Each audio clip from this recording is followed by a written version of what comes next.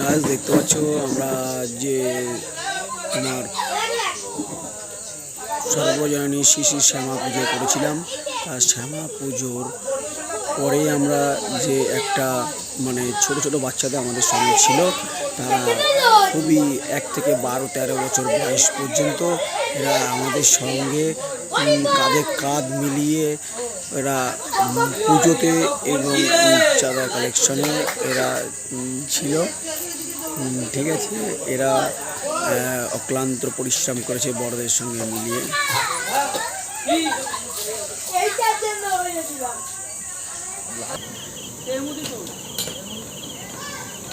এখানে আমাদের যে পিকনিকটা আয়োজন করা হয়েছিল সেটা রান্নাবান্না চলছে। দেখুন ইতিমধ্যে ভাত হয়ে গেছে, ভাত নিয়ে যাওয়া হচ্ছে পুজো মণ্ডপের সামনে।